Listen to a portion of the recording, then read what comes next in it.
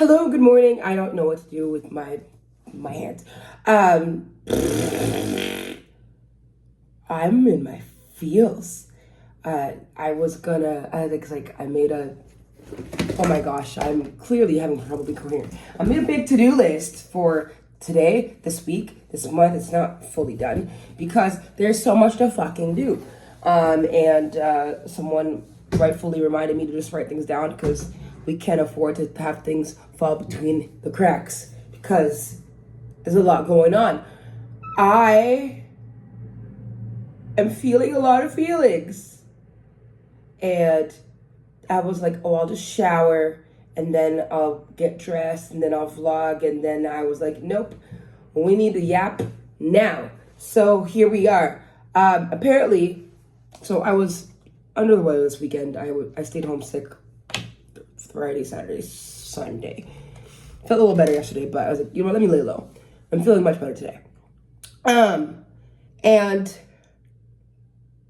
because I wasn't feeling well, didn't do a lot of work, but I took care of myself, which is important. And did a lot of processing and had some interesting conversations in the last few days.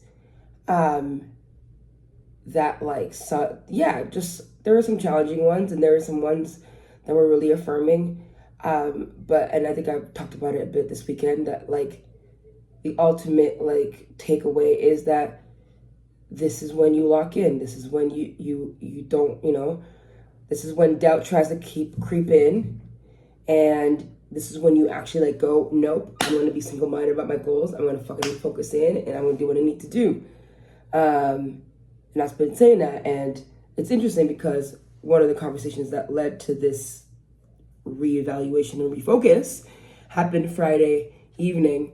And apparently, I had applied to free Fringe in end of June and was waiting for a response. But I was like, I'm going to go anyway, whether I get a spot or not, to do a show of my own.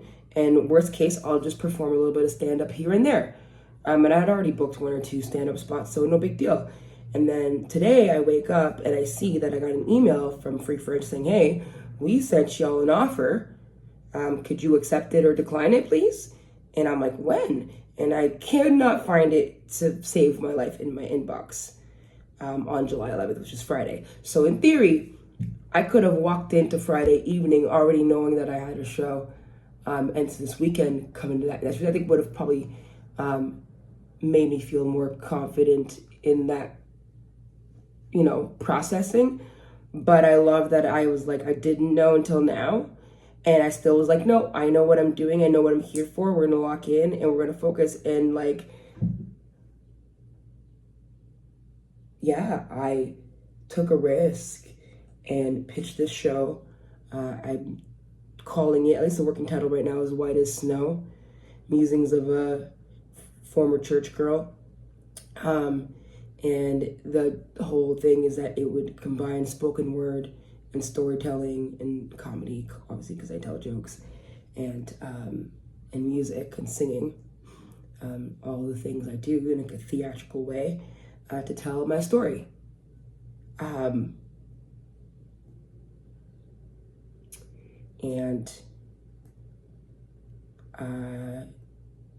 we're going to do it, which is kind of crazy because it's all there and it's all here, but it's not fully formed, and so I have 3 weeks to do a bunch of other stuff, administratively speaking, prepare for this trip. I'm taking my niece away for a trip, but also emotionally brace myself to tell this story properly for the first time.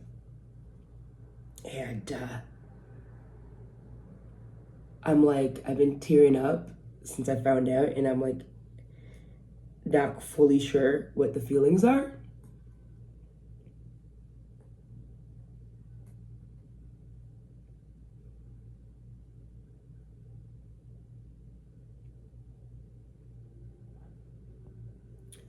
Oh my God.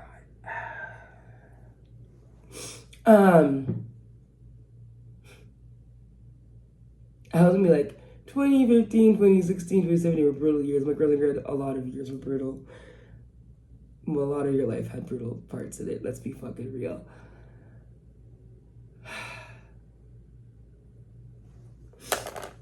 The transition my life had to make from 2016 to now was an overhaul of my worldview, of my identity, of my community, of my beliefs, in a way I don't think I knew was coming. And you can never be fully prepped for it, to be honest. It was timely, it was time. But I don't think you can ever fully be prepped for that kind of internal shift. I lost a lot and I gained a lot, and I'm thankful for where I am today. I don't regret it. But I think I'm fully like, as I'm like now wrapping my mind around the fact that like, oh, we're fucking doing this. It's not an idea. It's not something I'm gonna do 6 months from now. I'm doing it now. I'm doing it right now.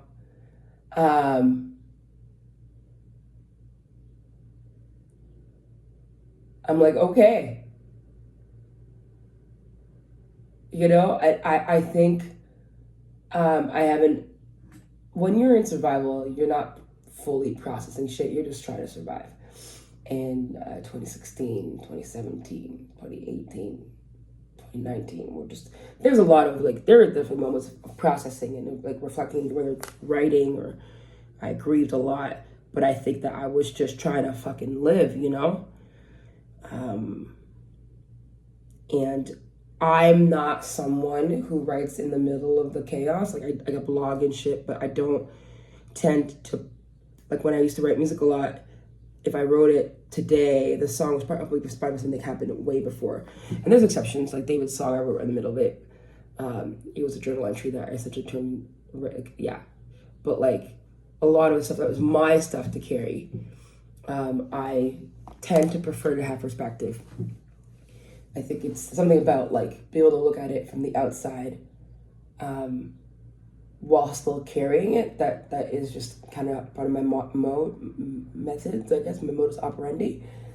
And I've known for a while that I was long overdue for some writing, and that there's some stories that need to be told, and that I'm in a place where I can actually reflect on those parts of my life and talk about it honestly with care and nuance. Like, I'm not just mad. I'm not actually mad. I don't think I'm angry. I mean, no more angry than any black person is to be aware of the fucking world. You know what I'm saying? And so now I'm taking in that, like, it's going to be emotionally something to sift through all these poems, to re-listen to these songs from a different perspective, maybe to put in new stuff and to figure out like what this is a lifetime's, like I'm telling the story of my coming of age. And so there's about 20 years, if not almost 30 years of material to pick from, right? And so which points are sentient, and what is the moral of the story, and who are we speaking to, and what is Rose-Ingrid, what is Ingrid, you know, like little Grizzy fucking navigating life. What does she need to hear? And I know that this is an important piece, not just for me, like it's important for me, but I think it's important. It's an important story to tell, and I want to do it justice, you know? But also, we're it's a very vulnerable place to be in. All that to say is, I am actually quite excited. I like freaked. And also settling into the weight of what I feel like I'm called to do through this story.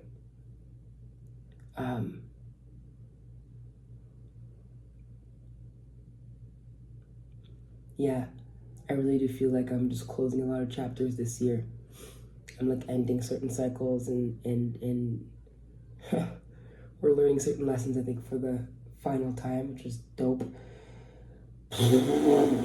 And I know that there's something to this, so we're gonna hold on and step forward, you know?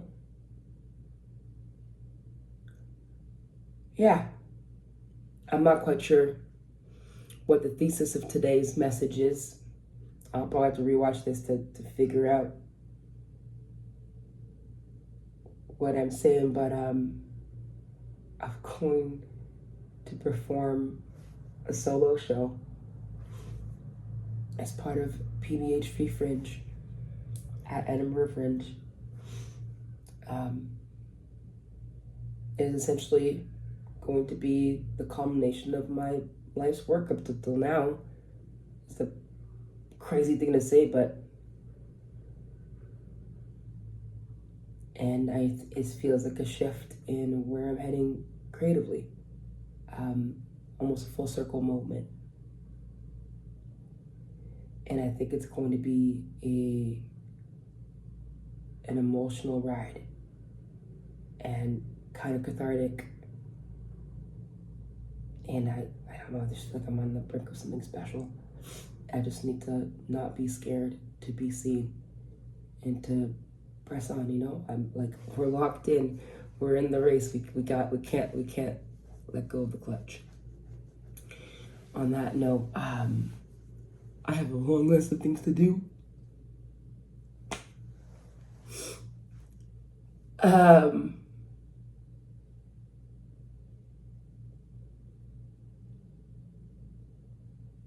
I should go shower and things.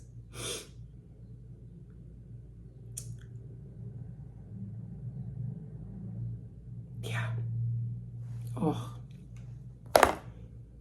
I'm not even quite sure what it is that's leading to the tears, man. Making art is hard, friends. I often say that I am an artist despite myself, like despite my upbringing, like I was supposed to be a fucking doctor or something like that. That was the plan laid out before me. And I was happy to please, to serve and to please. And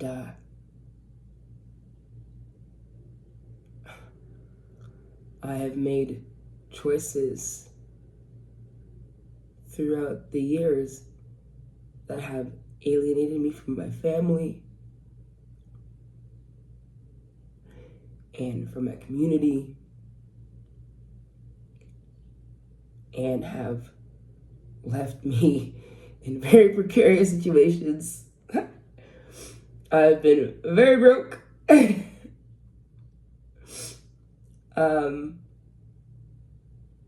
been a lot of heartache and frustration and confusion and hope and joy and surprises throughout it all.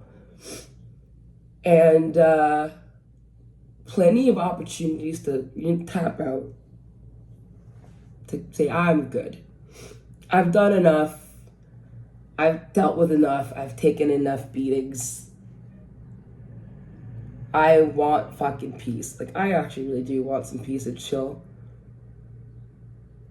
and stability. Like, I actually do enjoy when I don't have to think about money, and when I don't have to think about housing, and when I don't have to think about, I could just be. But I'm not willing to do it at the expense of what makes my soul breathe. And this feels like the fucking final boss, because I'm currently in a situation where I could just log in and live a really comfortable, decently respectable, folks would assume, you know, like life. I would have a good life, and I just can't settle in it because it's not, I know it's not what I'm supposed to be doing. I know it's not who I'm supposed to be, not fully. I know this is not it.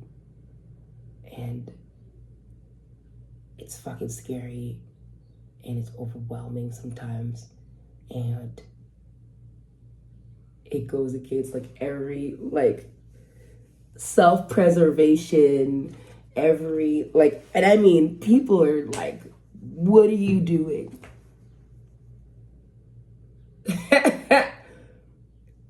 Why? That's not smart. That's not wise. What if you can't pay your bills? What if you end up stranded? What if you hurt yourself? People are like, I'm scared, or what about this, or what if you got a master's? What if you did this? And I'm just like, I get it. I hear you. I understand. And yet I have to trust my gut.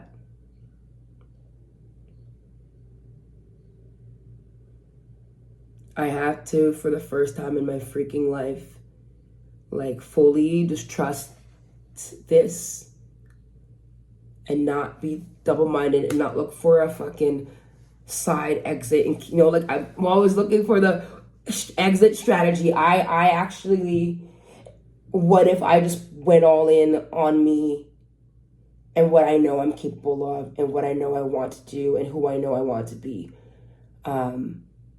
And this is it.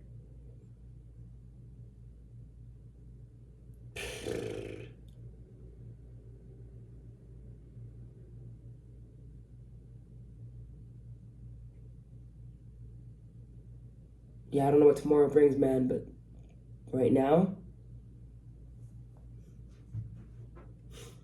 I know I'm right where I'm supposed to be.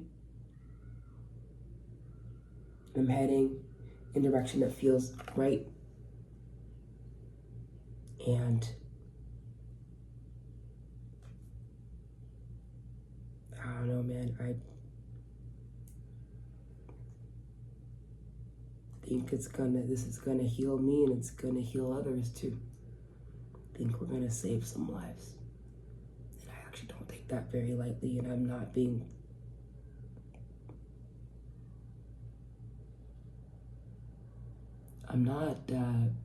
being hyperbolic. I don't think people fully understand what it's like to grow up in a space where everyone around you believes the same thing, and they tell you that you are destined to burn in hell and that you're disgusting just for existing. And I don't think about it often, but I can't, at the number of folks I know who've tried to end their lives because of it, who don't speak to their families because of it, who have like just such a long list of tears and pain and trauma, and yet they still get up every day and work and love and find joy and make art and build families and find ways to dream again. And you know, I think this work and this piece is for us. It's for those of us who are just still choosing to wake up every day and still see fucking goodness in the world despite all the bullshit we've seen. But it's also for all of those younger versions of ourselves who weren't sure you're gonna live to see 40.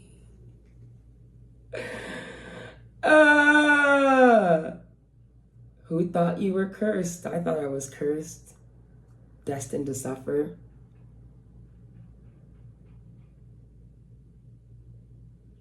You know, this is for all the little immigrant kids who think that they'll never have family or they'll never be loved as they are, man. You can be. And that's not something, that's not light work to me.